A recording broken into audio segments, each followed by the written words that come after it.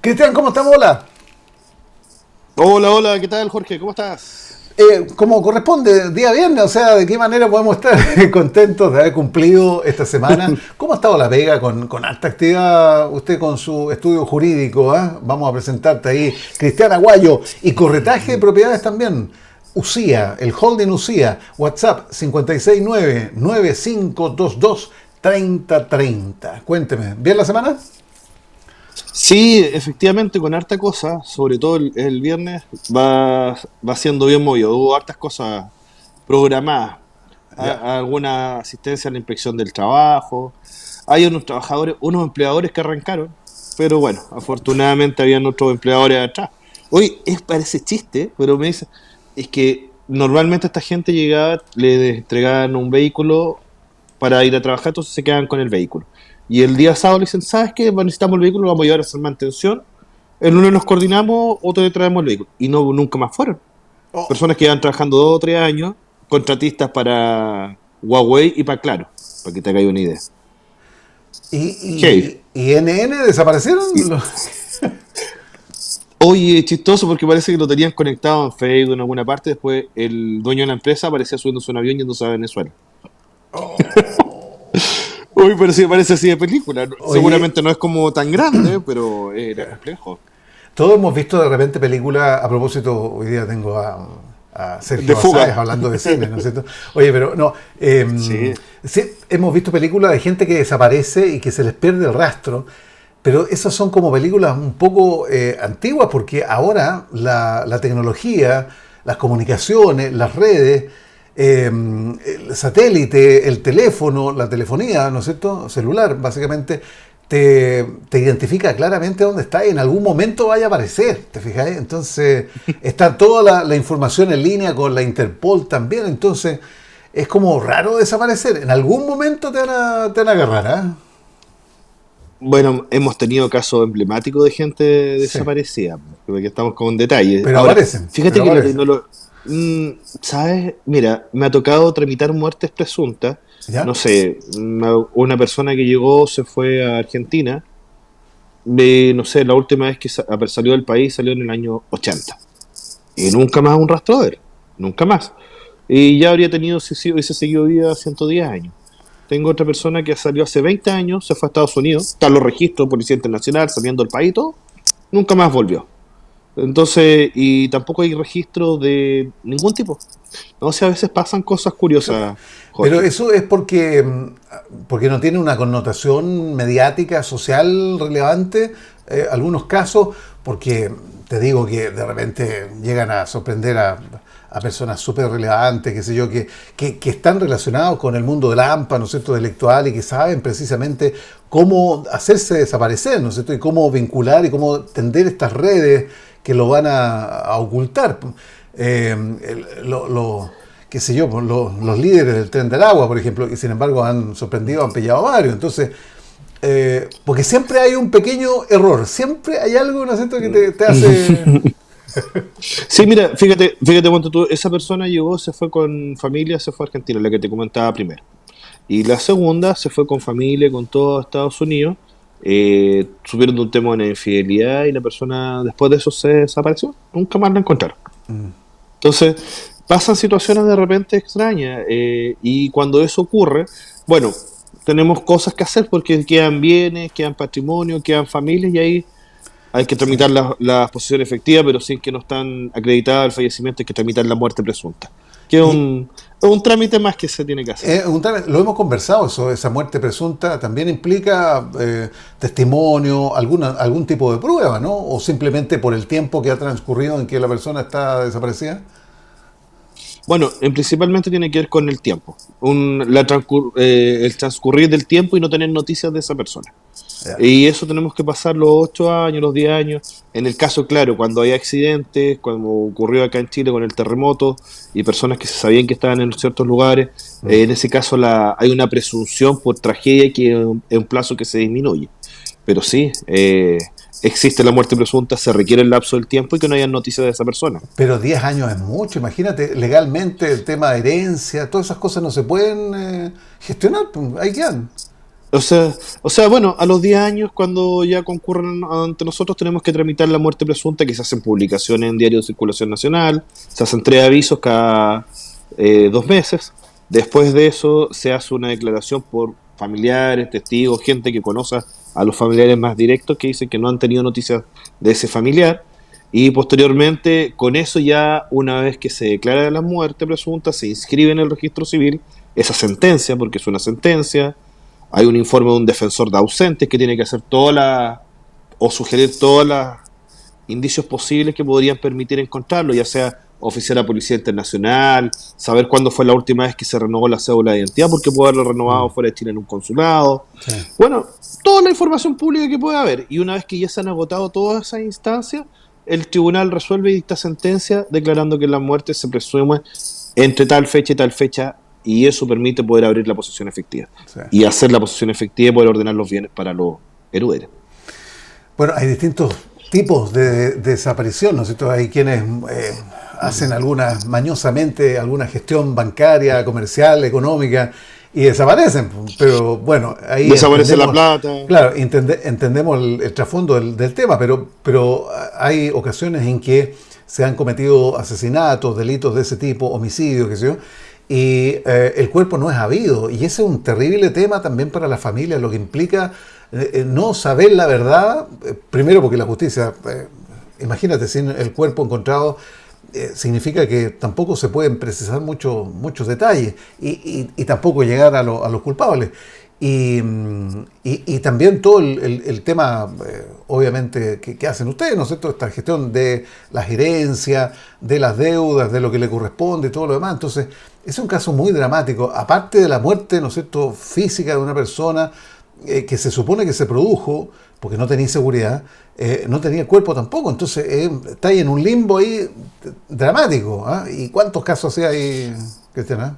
No, sí, hay muchos temas que tienen que ver con materia penal, lamentablemente, con comisión de delitos que nunca, o no son aclarados, y los que incluso se tienen sospecha y todo, pero al no existir el cuerpo del delito es muy difícil. Es muy difícil poder saber exactamente lo que ocurrió. Yo siempre me recuerdo el caso de Jorge Matute Jones, que incluso el papá falleció sin saber qué es lo que había sucedido con su hijo, porque se tapó, porque se mal hizo la gestión legal, jurídica, la investigación, el proceso, qué sé yo, pero un desastre para una familia, desgarrador testimonio de la madre. ¿Cuántas veces escuchamos? Son situaciones muy complejas donde hay mucho manejo de información y además también la sobreexposición, porque hay que recordar que no todas las formas en las cuales nosotros podemos, estoy hablando ya casi no de lo jurídico, pero la forma en la cual nosotros podemos restablecernos no necesariamente significa con todo lo que uno ve, sino que también tiene que ver con superar esos procesos. Y las etapas que tienen que ver con el perdón, con el olvido, cuando está un tema mediático, es también un poco duro. O sea, al final de cuentas, por eso hoy en día todavía está muy latente, después de 50 años, el tema de los derechos humanos en muchos aspectos. Entonces, nos seguimos encontrando con situaciones que a veces no han sido resueltas, pero que a la vez también dañan a la sociedad y la hacen sentir un poquito enferma, porque no son temas no resueltos, como tú muy bien dices. Oye, es un tema muy importante y entretenido para que lo hable ahí con Catherine de repente. Sí, buen pase gol. Sí, claro. Oye, la psicóloga está con nosotros el día miércoles, los días miércoles. Los miércoles. Sí, y abordamos varios temas que a veces se topan con lo legal. Oye, a propósito, Verónica me hace una pregunta bien atendible.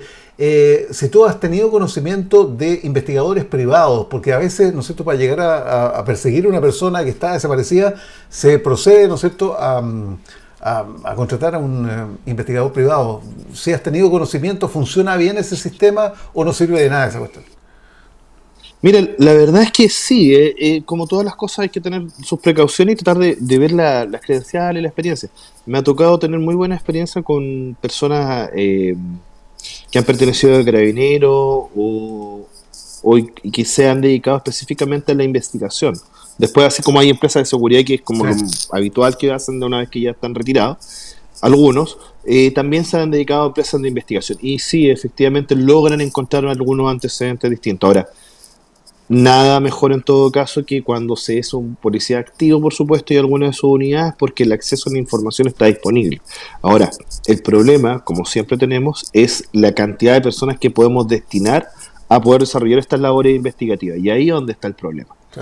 Porque la carga de trabajo que tienen las policías en cuanto a investigación es tremenda.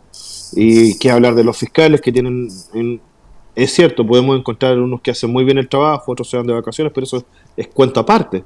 En general, es una carga de trabajo tremenda que tienen las fiscalías y no dan abasto, no dan abasto. Sí.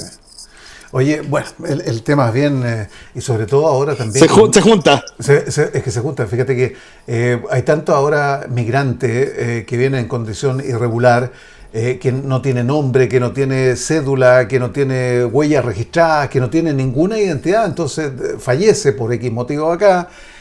Tampoco tenéis cómo llegar a determinar. La información, tú sabéis que está cercenada, no, está cortada, no existe con respecto, por ejemplo, a Venezuela. Entonces, Sí. ¿qué hace ahí? Queda como NN y ahí queda. Es dramático.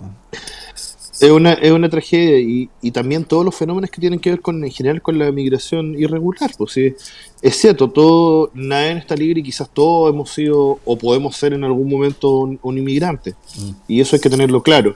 Pero también es cierto que no toda la gente, uno, como tú dices, quiere ser ubicada, quiere de algún modo, han hecho cosas en algún lugar y quieren estar en otro lugar arrancando, siendo prófugos derechamente. Y por otro lado, tiene que ver con los fenómenos sociales que nos encontramos, lo que tiene que ver con el uso de los servicios públicos, el uso de la escuela, eh, la informalidad laboral.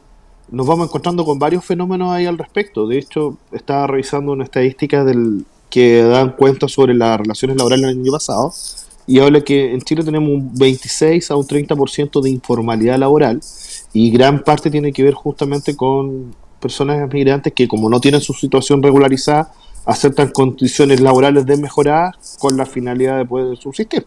Sí. Oye, Pedro me pregunta, es verdad esto, se habla, ¿no es cierto?, de los 10 años que si tú desaparecís así con un bolsón de billetes y no te halla la policía, no te halla la justicia, a la vuelta de 10 años tú puedes llegar sin ningún problema. ¿Es verdad eso o es un mito?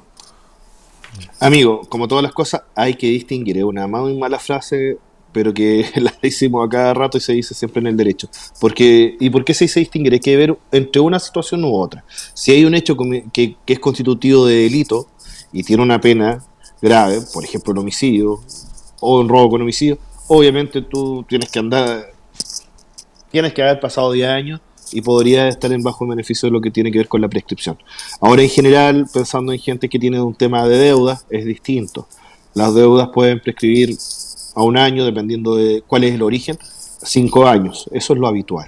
No 10 años. 10 años para cuando tenemos delitos de por medio. Ah, ya. Graves, en De los cuales 1 a atentan 5, contra la si es que integridad. te robáis un banco, qué sé yo, te lleváis toda la caja fuerte, que no la podéis ni abrir, ahí queda, pero Pero la enterráis y ahí queda. Y de 1 a 5 años y ya ya. podéis volver. Esa es la... No, bueno, no. A ver, Oye, no quiero decir que se haga eso, por entendamos. favor, no se malinterprete. ¿Ah?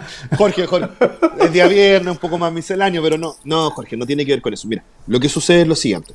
Si tú llegas, tomas y haces una estafa y te vas con el dinero, claro, probablemente vas a estar dentro de estos plazos de los 5 años que son, y ahí si tú pasas esos 5 años ya está haciendo un delito que estaría prescrito. Eso Ya. es una cosa. En segundo lugar, si comete un robo con violencia, como robar un banco, es distinto porque va a depender si hubo lesionado o no lesionado. Pero en general estamos hablando de penas que pasa ese periodo. Entonces nos encontraríamos con un plazo de prescripción de 10 años. Que tiene que ver mucho con el tipo de delito. Hay que, caso a caso, Ya. Ya, no nos metamos en eso. hay que Oye, distinguir. cambia un poquito el asunto. No, mejor no, Jorge, mejor no, Jorge. Oye. No vayas por ahí, no vayas por ahí. Oye, vamos a algo local. Estamos hablando de la quinta región, Zapallar, que es un centro turístico, residencial, pero muy turístico, principalmente en el verano, muy tranquilo, de buen nivel socioeconómico, usted comprenderá. Y hay una discusión por la instalación de un supermercado allá en Zapallar, que está lejos de concluir porque está en pleno proceso. Los vecinos siguen mostrando mucho prejuicio, digamos, para que llegue un supermercado grande, qué sé yo, que se instale allá. Pero también está el tema de la permisología, que tiene también, como todos sabemos, distintas caras, medioambiental, qué sé yo, ecológica, de sustentabilidad, qué sé yo, lo que usted quiera, y también con el tema laboral, con las posibilidades de trabajo y todo lo demás. Lo que dicen acá, un vecino de Zapallar, dicen que la iniciativa debe evaluarse más allá de su legalidad y que habrá una afectación al comercio local, ¿no es cierto? Porque como que, claro, en el supermercado encontráis de todo y a precios más baratos porque compran al por mayor, qué sé yo. Ese es un tema. Y el tema también de la permisología, la obligación de aprobar sendos informes viales, sectoriales y ambientales ha crecido exponencialmente en los últimos años, dicen allá empresarios, encareciendo y retrasando muchos proyectos. Pero esa es solo una parte del problema. Quizás tan grave como los costos de los permisos en la incerteza derivada de que una vez que se da la luz verde puede aparecer alguien que los bloquea. Una vez que se han cumplido satisfactoriamente todas las etapas, las comunidades no deberían tener derecho a vetar los proyectos. ¿Qué opináis ahí? Oye, disculpen, no puedo evitarlo. La última parte que decías me sonaba a un proyecto que es un poco más grande. No digo que no sea importante lo que le pasa a Zapallar y lo vamos a analizar enseguida, pero tiene que ver que mucho con el proyecto Dominga, que justamente sí, claro, está en esa etapa. un revés para el gobierno. O sea, sí. Por supuesto, es que también, es que no es solo que aquí nadie, a ver, entendamos una cosa, todo se puede hacer mientras lo hagamos bien y respetemos la ley. Y si las personas que están presentando un proyecto están cumpliendo con la normativa, está bien. Ahora, si la normativa, nosotros en el transcurso nos damos cuenta que las cosas, las condiciones, o hay una afectación que es mayor y no lo consideramos, hay una cosa que se habla de la certeza jurídica. Si hasta el día de hoy una conducta no es tipificada como un delito, ya sea civil o penal, no pueden condenarte por aquello. ¿Mm? Hasta el momento que eso surge. Entonces, cuando nos encontramos con el caso de Dominga, si hay situaciones medioambientales que no han sido consideradas en todos estos años, perdón, o sea, están haciendo lo que corresponde. Entendiendo, y yo ten claro que todo lo que tenga que ver con la norma o la norma medioambiental yo la respeto, pero son las condiciones y las reglas del juego, y eso también es lo que al país lo ha hecho ser un país que sea confiable. Ahora, cuando nosotros también caemos en situaciones de estas características, hay problemas. Ahora, si vemos que hay situaciones en las cuales se puede mitigar, se puede mejorar, o hay mejores condiciones incluso para mejorar esas características medioambientales, bueno, el Estado sí tiene las condiciones y la facultad, y ten claro que por la magnitud y el tamaño de las inversiones que están involucradas, ellos van a estar prestos a tratar de ajustarse también para tener una buena relación con el gobierno. Pero que se ocupa de una manera como bueno y malo, y la vida es un poquito más compleja que eso. Oye, Cristian, y en cuanto a lo... Disculpa. ¿Sí? No me digas. No, es que nos queda poco porque viene la franja política. ¿Ah? Usted sabe que estamos transmitiendo cerquita de la 1 de la tarde y ya estamos cercanos. Así que, oye, pero me gustaría, porque María Teresa nos pregunta respecto a su hija de 16 años, ¿se puede trabajar con su consentimiento en términos laborales? ¿Se puede hacer eso? Si tienes una autorización de los padres, claro, así es. Ya, y eso trabajar. Tiene que ser establecido con algún tipo notarial, algún acuerdo. Puede ser una autorización notarial, podrían asistir al documento donde se confirma el contrato de trabajo y ellos firmar, podrían autorizar ante la inspección del trabajo. Sí, hay hay 2 o 3 modos en los cuales podemos autorizar a ese menor para que pueda trabajar. Oye, y estaba revisando acá, sobre 137 millones de niños ejercen trabajo infantil a nivel global. A propósito, hay 5,5% de menores latinoamericanos expuestos. Hay un informe de la OIT, de la Organización Internacional del Trabajo, en conjunto con la UNICEF, que reveló que la mayor cantidad de afectados por estas labores se encuentran en África subsahariana. Bueno, obviamente ya la pobreza y la situación es extrema, ¿no? Las condiciones, nuevamente, la falta de certeza, las enfermedades, cuántas cosas ocurren en África y es uno de los lugares donde el mundo tiene que ir colocando la vista. Y bueno, nosotros estamos en algunas cosas bien y en otras mal y también tenemos harto en qué trabajar. Es complejo, el trabajo infantil, una cosa es el trabajo que tú autorizas a un menor de edad que está en la adolescencia, tratando de resguardar condiciones porque tiene que seguir ojalá escolarizado. Sin ir más, yo me puse a trabajar a los 16 años. Y me puse a trabajar y en el día y me autorizaron mis padres y con eso yo también permitía también estudiar en la noche. Y también con una autorización súper especial en los colegios, porque los colegios no dejan estudiar a los menores de edad. Hay casos y casos. Entonces, Pero claro. o sea, va a depender mucho. Ahora, la verdad, si uno pudiese evitarlo, lo ideal sería que todas las personas tengan sus procesos, pero cada uno tiene un camino distinto.